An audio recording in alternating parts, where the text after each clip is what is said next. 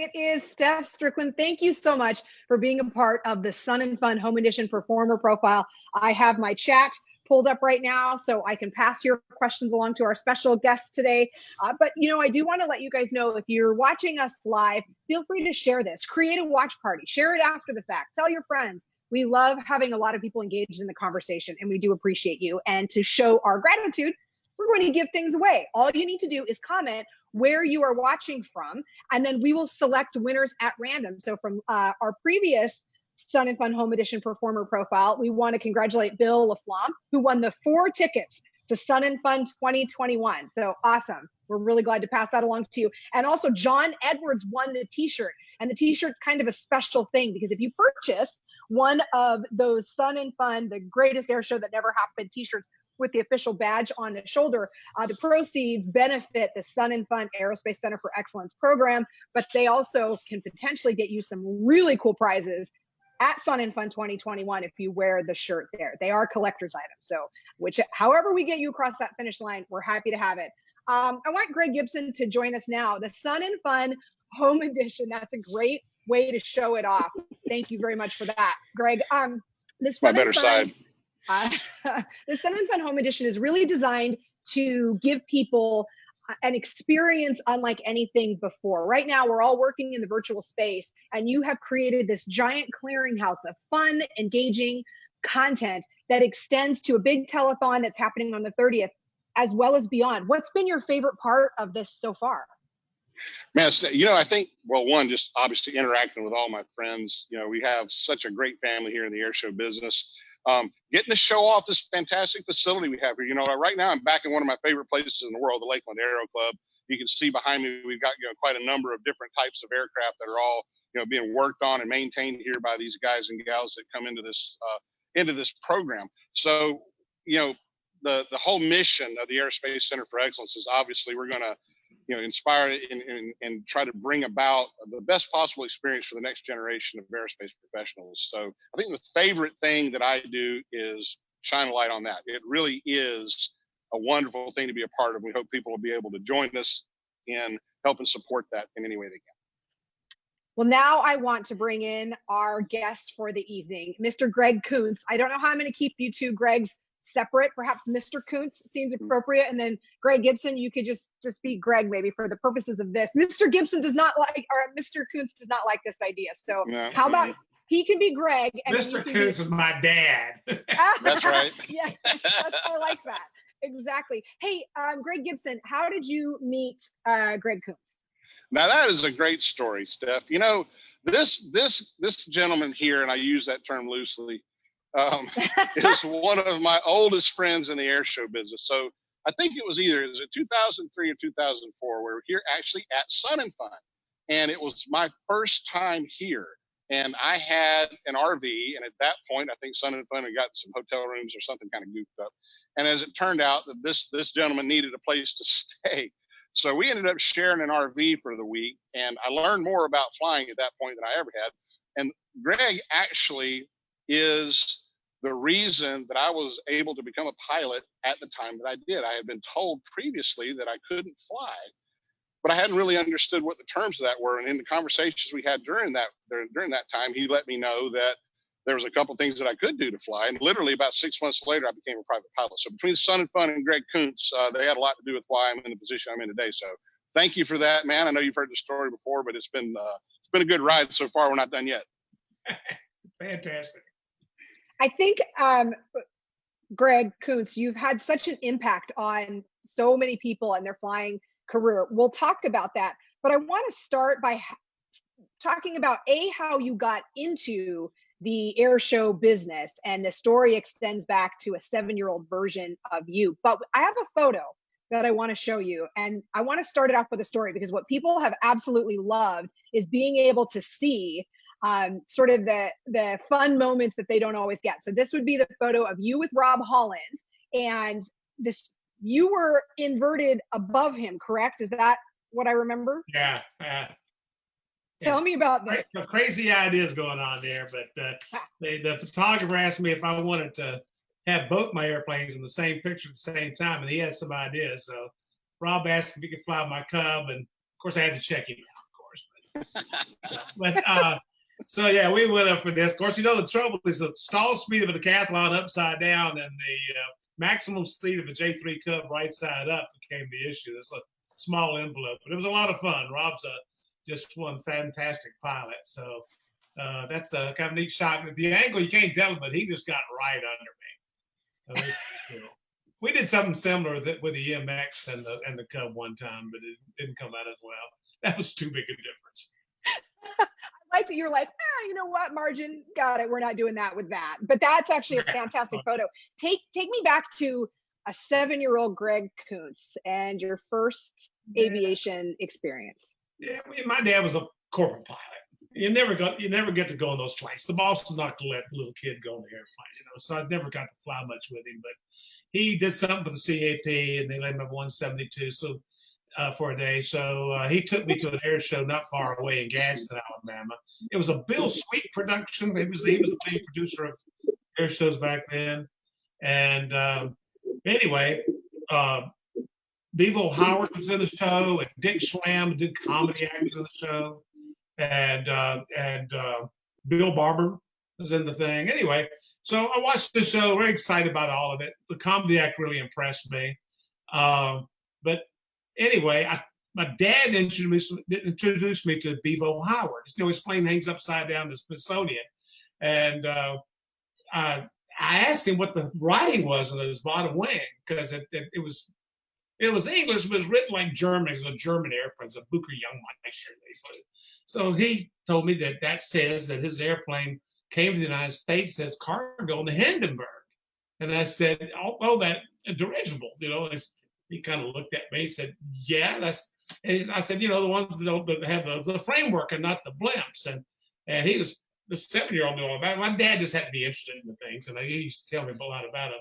But that impressed him a bit, and he started talking to me. And anyway, I just was real impressed that the man gave me some attention, you know, made me feel important at 7 years old. It's hard at 7 years old to feel very important in the world, you know. So anyway, as we were leaving the air show, I told my dad, I'm going to be an air show pilot when I grow up. Didn't know how, didn't know when, but I was going to make it happen. And just never let go of that. Here we are almost 60 years later. Oh, my gosh. I have never added that up. I shouldn't have done it. I love it. Hey, I just want to give a quick shout out to Wahida in Southern California. Wahida, thank you for sharing the stream. We do appreciate that, so that more of your Facebook friends can actually join in the conversation. We've got lots of great aviation content here. Patrick McAlee, this man is your biggest fan, Greg. He is all over our chat right now. He's so happy to be here, and so we'll definitely check in with him shortly. Yeah. I do want to talk about, what is it that you love most about air shows? Often it's the people and the sense of family and camaraderie. What is it for you? Well, it builds and it changes as you come along. And the first thing I love about it is, oh my God, I'm going to be in an air show, you know, and I always wanted to do it. And that was exciting. And, you know, performing and showing off seemed to be the real first motivation. But then as you get used to that, you start really enjoying the people that are appreciative about what you're doing. But even more so, it's always the kids. It's always the ones that come up and want to know all about it and are all excited about it, and kind of feel like I could do the Bevo Howard thing, but turn it around again, you know? And that's always very pleasing. So to this day, when we land on top of the truck and got the Cub up there, we always drive it into the crowd, set up a table, got some big posters for the kids, and we sit there and sign them, and we answer those same old crazy questions all the time. Well, how are you going to get it off the top of the airplane, you know? Or do you take it home? Is that how you take it home, on top of the truck? I mean, I think about all the satellites we would wipe out trying to do that. But anyway, it's just a hoot. That's what I like about it the most. That's the key thing. Anyway. Well, let's get into that. Let's talk about this Piper Cub and the moving truck, and take me back to, was it 1974 with the Flying Circus? Yeah, Colonel Moser's Flying Circus. That's kind of how I got my real start in the air show business. They had, I bought a Cub from them, and they wanted to use it in the air shows, and I kind of finagled that. I said they couldn't use the Cub unless I could do the comedy act. But anyway, yeah, I went to work. Ended up going to work for them, and Ernie Moser always landed on the truck, but it was my Cub, and he finally let me start learning the act. Well, it wasn't an easy act to learn. I think the inverted ribbon cage was a lot easier to learn than the truck, especially in the wind. We were talking about this. We were discussing this earlier. This originated, we think, in 1932 with Mike Murphy, right? The first sort of person to come up with this wild 1932 to say, you know what we're going to do with this airplane? We're going to land it on something moving. Yeah, Murphy was an innovator. He put landing gear on top of an airplane and landed upside down, you know, and that's the earliest record I could find of anybody doing such a crazy thing. But over the years, a lot of people did it. You know, a lot of local people. There was a team. What was those guys' name in Georgia that did that? It's a little troop that went around. They're in the Hall of Fame, I think, right now. The Thrasher Brothers. That was it. The Thrasher Brothers, and they landed on just a flat little platform on top of a car with just a square piece, and then there's that extension way out the back for the tail. It was crazy, but anyway, there's all kinds of people did that silly stuff. One of the things we like to do is get people engaged in talking on Instagram. So on the Sun and Fun Instagram page, feel free to give them a follow if you're on Instagram. We ask people how fast they thought you and the truck are going when it comes to landing, but we only accepted wrong answers. So I present to you some wrong answers. One person said Mach 3.2. One person said warp speed, which you, as a Star Trek The Next Generation fan, gotta love. Yeah. Is that maybe is going to be the answer that wins? Greg Gibson will have to find something to give away to that person. Also, he uses the Force, not speed, if you're into Star Wars. Ludicrous speed was another, and faster than the Millennium Falcon. That's not right. I'm sorry. Go ahead. I like the ludicrous speed. You got to know how slow a Cub is. A ludicrous speed guy going to fit perfectly.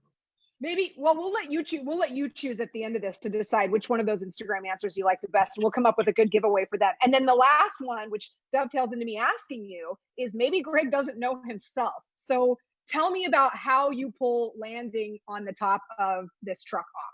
It's pure magic. No, as you know, when I learned in St. Augustine, we didn't have radios and Cubs, and we didn't have handhelds. The handhelds we had were so big you couldn't hold them. You know, this is back when the Earth was still cooling and all this stuff. So anyway, so when I decided to do this act again in the early 2000s or late 2000s, I decided we're going to do it that way because you can make so many mistakes talking to each other. Like, you know, you want him to go fast, go, go, go, go. And he thinks to me, no, or I'm talking to me things. So here's how we do it. When we get to the part of the act we're going to do that, I set up a base leg approach to the truck, and Fred's down on the end where we rehearsed me about the good timing to get on it before we got to the middle of the crowd. So at that point, I'm going to fly an exact pattern, and it's up to Fred, my crew chief, to the driver, to decide when to start. All right. So once he decides when to start, he just accelerates to the speed, and he holds that speed. And now it's my turn. I've got to make my adjustments and catch him, get lined up, and get on the truck. Now I roll forward, and I got two wheel wells that fall into the stabilize. So I roll forward, and when I fall into the wheel wells, he can see it. If he sees I'm stable, not bouncing in and out of them or something, you know, and I'm in there, then he's back under control. He decides that we're going to brake to a stop.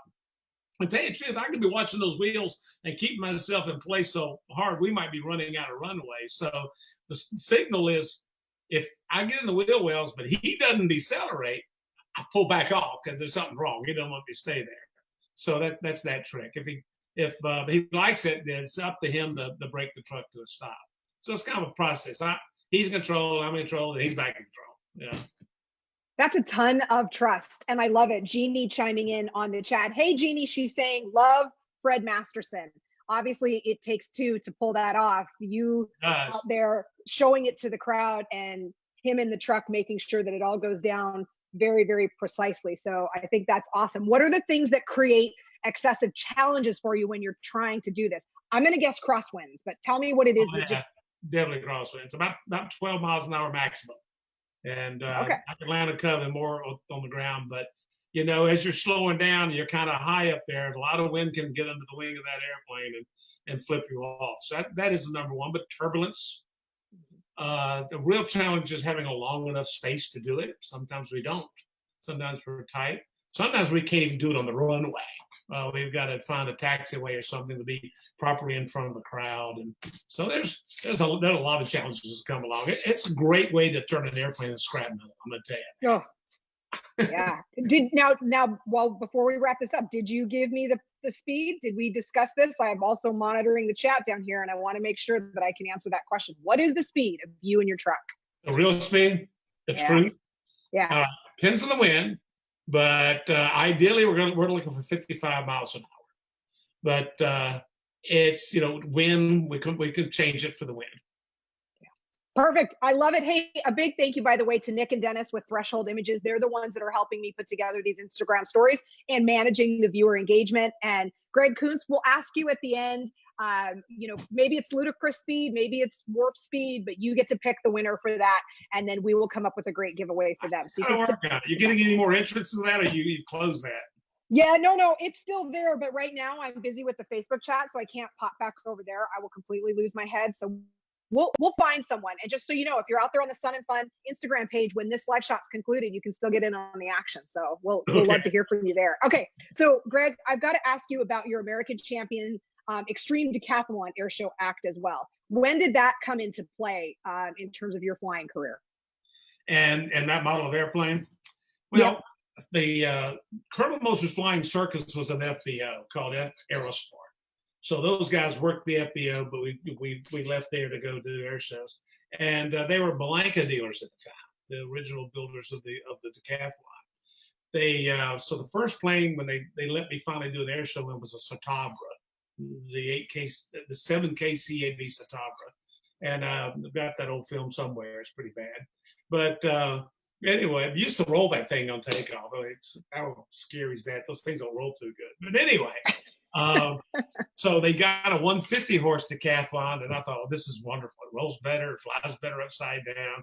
So I really like the airplane. I went to the Great Lakes for a little while after that because we were a Great Lakes dealer. But when we got the super decathlon, I think it was 76. I thought I was in hog heaven. I was teaching in the pits, but that was Jim Hollis owned the pits, so I didn't really get to do air shows in the pits. And Jim Moser for the Booker Youngman. So I didn't get to fly yet. So I latched on tight to the super decathlon, and I just loved it. I like the fact that it stayed down low and up front, and just had its own style. I left them in '81 to go be a corporate pilot, and actually didn't do any air shows from '81 to '93. Started back in '93 by buying a 150 horse decathlon. But soon my partner wanted a super. And here's where it kind of connects. After a couple of years of that, American Champion called me up and said, we want to give you a new airplane to fly in. I said, well, okay. Well, no, to use. I said, oh, okay. To use. But we don't want you to instruct in it because, it's with the liability. And we don't want you to personally because you put a lot of time on it. But we'll give you one to use. That means I had to keep my other one that I was now teaching in and keep theirs. Long story short, I didn't want to do it. I actually called them up and said, this ain't going to work. It costs me more to use your airplane than just keep using mine. And then Jerry Bilhoff called me back and said, well, what can you get for your airplane? That's how he talked about it. And I said, well, I don't know. I can get this and that. And he goes, we'll build you a new one for that. And you just buy it. You sell that airplane. I said, okay, I'll do that. And that's how I really started my sponsorship. And it's grown quite a bit since then. So it's worked out for them. I'm coming to their commercial, about the airplane and help them sell it. And I'm a dealer now, so people can buy a decathlon from me. And that doesn't hurt either. So it's been a great relationship. It really has. They build a great airplane and not really comfortable marketing. And so I'm their marketer. Well, you're a really fine marketer for sure, because now I'm sold. I'm watching the video and I'm hearing you tell the stories. And so, kudos to American Champion. In times like these, sponsors really do make the world go round. They do outside unprecedented times like this, but especially during times like this. Greg, I've got a question for you. This is funny. This is coming to us from James Dodson on Facebook. When you land on the truck, who covers the airplane insurance? Is it the airplane insurance company or is it your auto insurance company? They both have a hand in that one, I guarantee you. They both do. I wonder how you even approach that. Like, it's not cheap insurance either, I can tell you that. So like I said, it's, I'm not really scared of getting hurt in that act. I mean, knock on wood, of course, but and everything's gone smooth, but it's a real easy act for something to go wrong. It really is. So, well, that's a testament to your skill. Yeah, but thank you. I want to talk about one of your new roles, maybe one of your most favorite roles in your lifetime, and that is of grandpa. Tell me a little bit about your completely awesome family. Oh, have we got time for that? Yeah, well, you don't even want to get me pictures started. of your grandkids. Well, I'm gonna tell you what. It's of course you never think you're going to be in your 60s. I'm always, and my brain hasn't caught up to that idea anyway.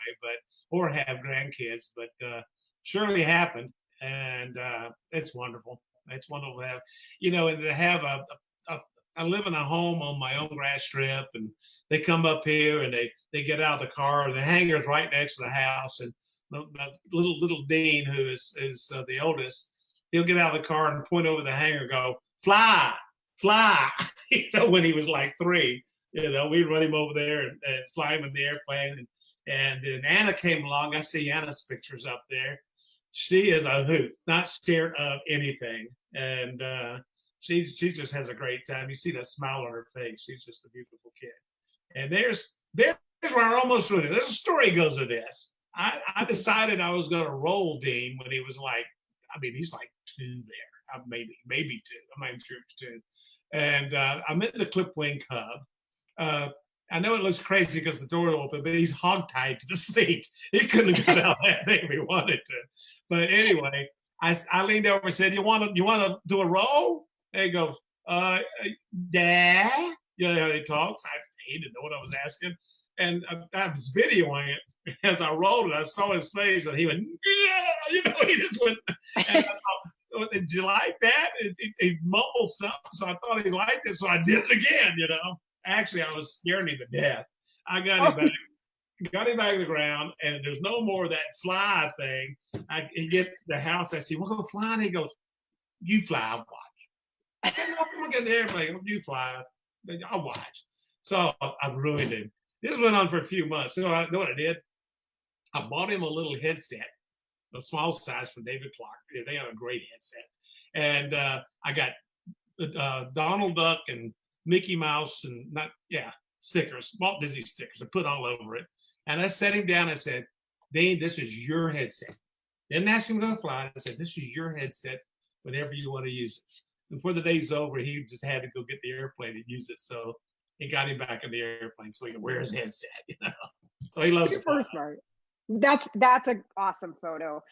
I think one of you mentioned this earlier. You had a couple years there where you took some time off, you weren't doing air shows, but you still had to fuel your need for living life to its fullest. And one of the things I want to talk about is perhaps there were a couple photos when I was looking through what you sent that just made me go, "Wait, what's that?" But this one in particular encapsulates everything that I think of when I think of you living life to your fullest. What are you doing in this canoe, teetering over the edge of this waterfall? Oh, that's not the canoe, just the kayak. Now we're going down the Idaho River. Oh, there, yeah. Okay, there we go. That's called Scarum Creek for a good reason. It's got like 3 waterfalls on it, but that's the bad boy right there.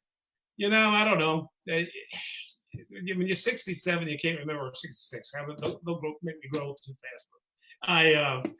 You don't imagine doing all this crazy stuff, really. But when I went doing air shows, I guess I had to have something for a thrill. And I've always been a backpacker and camper and doing stuff outdoors. So someone took me on a raft trip, and I said, "This is cool, but those guys in the canoes over there, they're having a great time." And I went and learned that and scared myself quite a bit. But I loved it. I did 20 years of that, probably 15 trips a year going canoeing. It's a hoot. When my idea of canoeing is obviously very different than yours. How was it when you reached the bottom of the waterfall? That's just... Oh, I totally wiped out. It went straight in, sunk down, popped out like a whale coming out of water, and turned over, landed upside down. But that was a big pool. We had rescue boats waiting anyway, so we knew we were going to wipe. Kayakers now, they could roll it back over and keep on going. But canoes, nah, you fill up, you're as heavy as a Volkswagen after you fill up with water. So you're not going Okay. anywhere. Now I want to talk to you about the Sky Country Lodge. This is something that is near and dear to your heart. Tell me about it. Well, I always liked teaching. You know, and when I worked in St. Augustine for Aerosport, I ran this whole school, and I loved it because I ran the aerobatic school too. So I started teaching aerobatics down there in '74, and did it the whole time I was there. And then I went to a corporate job in '81, and that's it. I was just basically just flying corporate. So in '93, when I did get my little bought a decathlon, the first thing I wanted to do is open the school. And I remember there was a fellow that did air shows that Bob Nance was his name, that asked my dad if he would get an aerobatic school. Of course, my dad was not interested in anything like that. So, but I remember that it just rang the bells going, you know, I would love to have my own aerobatic school. And, you know, supported by doing air shows so people know about me. And so in '93, I opened the school. And in 2003, we brought it up here to the country on a grass strip. And that's went from a student every now and then. It's just gone crazy. Yeah, it has. We're just booked up 4 months in advance all the time. And we made it a bed and breakfast so people just stay right at the house. They come here, and I mean, I cook for them, and you can tell I like to eat, so I like to cook. And so the one thing really that works, I like to cook. Nobody's going to compete with me. It's a lot of work. But yeah, we just had a couple of people leave yesterday, and they had a great time, and cooked out at night and flew all day, and it's just a lot of fun. I like teaching. You get good people. People come here to have fun. Well, I've got a special guest who's going to join us here in just 10 seconds or so, but I have to tell you, Bud Goodman joining us on the chat saying, hey, you know what, Greg, you stalled the canoe. You stalled the canoe, sir. That is what happened when you went off that waterfall. So joining us now is someone who has actually done aerobatic training with you. And she speaks so highly of your level of engagement and competence, and she's got a lot of experience herself. So I'd like to welcome Jody Ruger to the chat. Jody, this is what this is all about. Hey, Jody. Hi, Greg. Good to see you. Good to see you. You've been doing some wonderful things since the last time I talked. Yeah, you've definitely helped inspire me to get there, and I'm really happy to see you featured here. Well, you're being very kind. If you don't know Jody, she's quite an accomplished pilot, aerobatic pilot, and flies in Alaska, does all kinds of cool stuff. So she's kind of like me in the fact that we just love flying, all kinds of flying. So very cool. I'm very surprised to see you. We're happy to put a smile on your face. Jody, thank you for making the time to do this. Tell me a little bit about what it was like to fly with someone as legendary and talented as Greg Koontz. Well, I've been hearing about Greg Koontz ever since I started flying aerobatics, because anytime I said, oh yeah, I fly a super decathlon, everyone would say, oh, do you know Greg Koontz? And when I finally met him, I was really excited to meet him. And at that time, we got talking a lot about flight instructing and aerobatic instructing. And I got the privilege of going out and shadowing him for a week at his fly-in community. And I'd always wanted to live at an airport at that time. So in my mind, he was just living the dream. And he was one of the nicest human beings I've ever met, and one of the most talented aviators. So we went flying the Cub and the Super Decathlon, did a bunch of aerobatics, and I got to watch his tailwheel training in aerobatics. And I learned so much from him. And I took that and tried to carry that on and teach some of my students as well as what I'd seen there. So I was really impressed with what I saw. Well, there you go, Greg. I promise I didn't pay her to say that. Jody, thank you so much for making the time. We appreciate it. I hope you have a great rest of your day. And Greg, we like doing those little things. And I remember seeing on Jody's Instagram page, and she's got quite the following, she had a throwback Thursday photo of you. And that's when I went, aha, I know who I want to bring into the conversation. Well, but I want to, yeah, good. I'm glad. I want to go ahead and broaden the conversation now, because one of the cool things that you do with your flying is you have this really great partnership with the Lakeland Aero Club. Before we get to that, I do have a question coming to us from Tango Juliet, wondering, is the fly-in going to happen this year? Where do things sit with you? Well, I hope so. there's a lot of things can change between now and then. It's definitely where I'm going with it. So we'll find out. It's a close knit group, but I have a feeling they'll like to come and do it. I just hope everybody is healthy and the country's healthy enough we can do things like that by October. Absolutely. Hey, Warren Winkler is wondering if you've flown any ultralights. Have I flown some ultralights? Yeah, it's been a good while. I've been St. Augustine's Day when I was a little more ultralight myself, but I don't like flying airplanes that are out way right now. But it's just something spooky about that, you know. But no, I'm just kidding around. But yeah, it's been a while. So weed eater, weed hopper, or whatever that thing was, a couple of them I've flown. I'm going to make a note. Never fly something that weighs less than you do. That's an epic answer to that. I'm very glad, Warren, that I passed along your question. So the connection that you have with Sun and Fun goes back absolutely decades. But the Lakeland Aero Club in particular holds a special place in your heart. You donate the proceeds from the fly-in to the kids at the club? Well, it's been a new idea, and it was supposed to have been launched last year when we rained out. So that didn't really, but you know, I produced a good chunk of money just by doing some raffles, and the kids got up and kind of inspired everybody. And so beyond the people, okay, some people to pay for some of the food, but we got some stuff on the side. Next time, I hope it works out more to the big plan. And the reason is, I mean, Sun and Fun, which I'm not in a place to speak for Sun and Fun that much really, but it's not the same Sun and Fun that I went to in the 70s. It's there's just so much programs going on, so much people being benefited out of what Sun and Fun does. I mean, it's not a big for-profit thing with people making huge amount of money. It's a what do they call it, 501c or whatever that is. They actually are doing good with the money that we spend down there. And I watched that, and I was asked a while back, a number of years ago, to hang out with these kids a little bit and see what they're doing. And I was very impressed. I mean, they got a program going. You know, you see a lot of programs trying, a lot of money thrown around and nothing happening. How many kids have learned how to fly so far? I don't know the current number, but it's a lot. 101 pilots through our scholarship program right now. See, that's incredible. I mean, I've heard a lot of programs trying to do things, but these guys are doing it, and they're not just giving it away. These kids might need some help, but they earn it by their merit. You know, they've got to do the work. They got to do it right, or the benefits aren't going to pour out. I mean, I like that. You know, you get in there. If you want it, then they're going to give you the opportunity to get it. That impressed me a lot. So I want to do things for them. So I have a few other things in the past, but the most fun is they came up before my fly-in last year.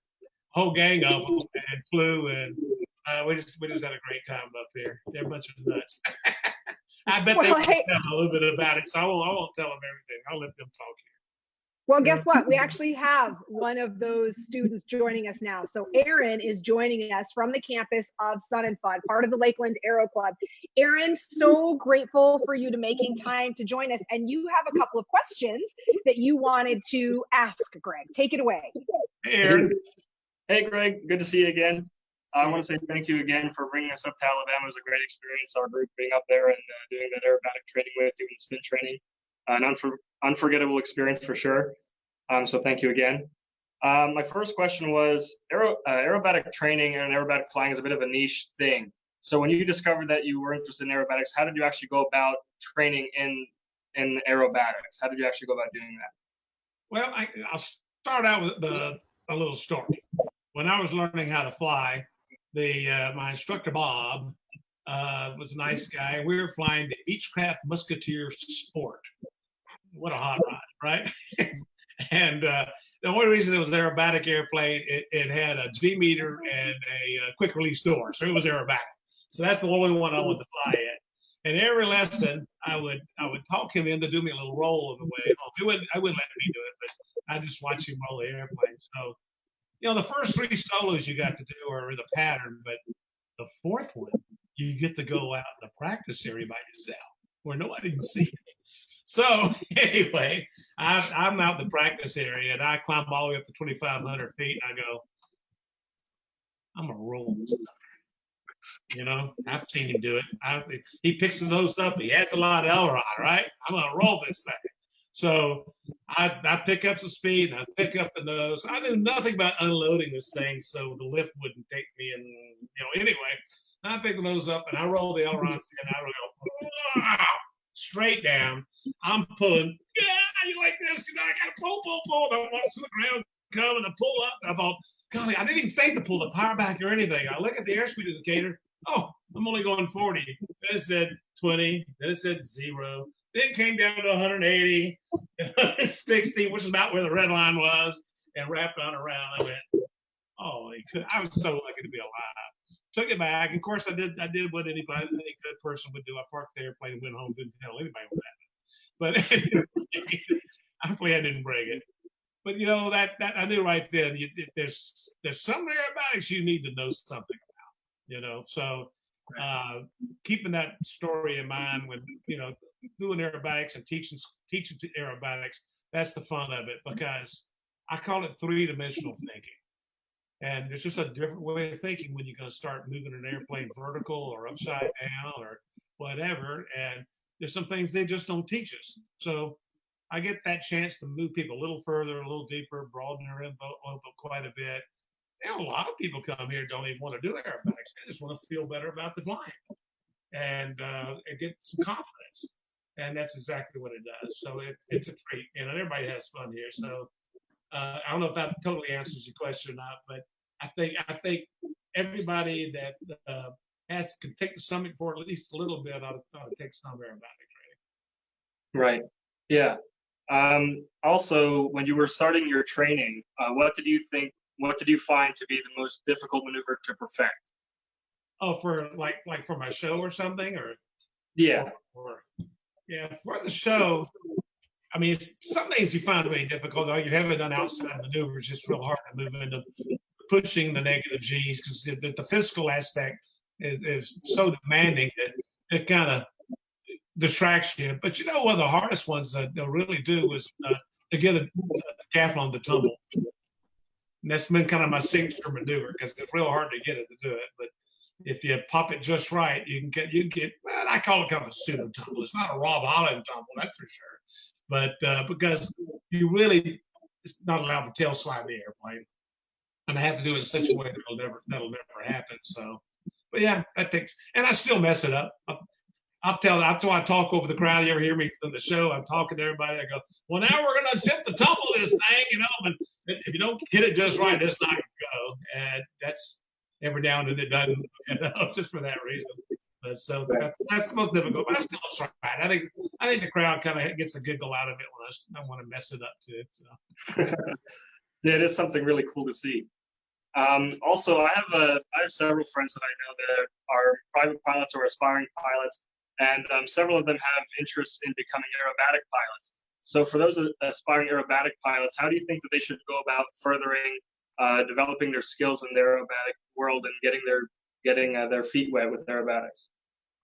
I mean, how to get started in aerobatics? Right. Yeah. Well, if you're not able to take lessons right away in aerobatics, the first thing you do is really keep your stick and rudder skills in mind. A lot of people come here are slowed down because they really don't understand using the rudders against the ailerons, the adverse aileron yaw stuff, and that kind of gets missed out quite a bit. So, I mean, that'd be the first thing. But when you do get ready, the obvious, don't do what I did and try it. Take a lesson, take some lessons, that's for sure. And, pick a good instructor. No offense to anybody in particular, but there's just a lot of people out teaching aerobatics that about their biggest qualifications, they own an aerobatic airplane. You want to pick someone who's serious about it and really develop good lesson plans, and takes it very seriously. Otherwise, you might be buying an aerobatic ride. So that's one advice I give people. Be careful who you take it personally. That's true with about anything. Right. Sounds good. All right. Well, thank you. Thank you. Thank you very much, Aaron. I do love bringing in sort of the youth, if you will, into the conversation. And your idea of get more out of the experience, same for an aerobatic ride is a very interesting one, and it makes certainly a lot of sense. Greg Gibson, I do want to ask you a question right now. How important is it to you to have the support of someone like Greg Koontz with what he's working on with the fly-in to support students like Aaron and other students we've met over the past few weeks? Steph, it's absolutely critical. One of the things that, one of the signature of Sun and Fun, like Greg was saying, in recent years, is that we do, have a mission. We are, producing a product here that is very valuable and quite critical in the world, not just in the aerospace community, but in all of the things that the aerospace industry supports. So when you've got somebody like Greg that takes an interest and can be that example and be someone that really, takes these young people and shows them the right way to do things, shows that he got an interest, does what inspired him when he was 7 years old and somebody came and gave him the time, and he's paying that forward now. That, I think, really gives these guys and gals something to anchor to and know that they can go do something like this, because it can be intimidating. You start doing these things, you look at a shop like I was just walking around there, and you look at what Greg's got there with the Sky Country Lodge and all of his history there. All of those things came from a lot of hard work, and it came from a great work ethic, and it came from being, a diversified businessman, which Greg certainly was able to become. And I think he's just a great role model for people to say, you know what, if he can do that, I can do that. And we've got a whole hangar full of young people here that are just very grateful for it. So, Greg, thank you. Thank you. Greg Koontz, what would you fly? What's something you wish you knew how to fly that you don't currently know how to fly? Pick a plane. Just one? Yeah. Whoa, because to categorize it, I flew a lot of planes in corporate, and I flew jets and stuff, but I like to fly a Gulfstream just once, I flew jets, but they weren't. I like to fly the Big Iron just one time, Yeah. Golly, the helicopters. I had a helicopter in my school in St. Augustine, and never really got to learn how to fly. I had an instructor doing it. And a few years ago, I found a pretty good rate on helicopter lessons, and decided I was going to finally go learn how to fly helicopters. My wife said, not just no, but yeah. So that didn't happen. But she said, well, which Cub are you going to sell to do it? She's always worried to ask me why in the world I have 3 Cubs. And I tell her because 4 of them won't fit in the hangar. So she knew I wasn't going to give up. That is a brilliant answer. I just want to thank everyone for their time today. You can see the text to give number on your screen, as well as the Sun and Fun Home Edition website, where there's so much content. And we're not done with these performer profiles. Next Tuesday, 6 p.m. Eastern, we have Team Aeroshell. So I think that, right? I think they're my best friends. I mean, me and Mark Henley grew up together at the same neighborhood. We were Boy Scouts together. These are great guys. It's going to be crazy. Super fun. So hopefully we'll get you involved as well, right? Maybe you can be our surprise guest for that. We won't tell them you're that'd be fun. Right? And then I'll just sit back and I'll be like, all right, I'll see you guys later. I'm good. I know too much. Thank you very much, Greg Koontz, for your time. Greg Gibson, as always, thanks for being a part of it, guys. Like we've told you, you share the content. Check out what's going on the website. There's tons of giveaways. We're doing them here on these lives. We're doing them on Instagram. There's treasure hunts, like you name it. Sun and Fun is really moving the envelope to help continue to further the education of students like Aaron and keep the program moving forward, which is why we're all here. So with that, guys, we're going to sign off. We will see you Tuesday, 6 p.m. Eastern with Team Aeroshell. Have a great rest of your weekend. All right, thanks. Bye, guys.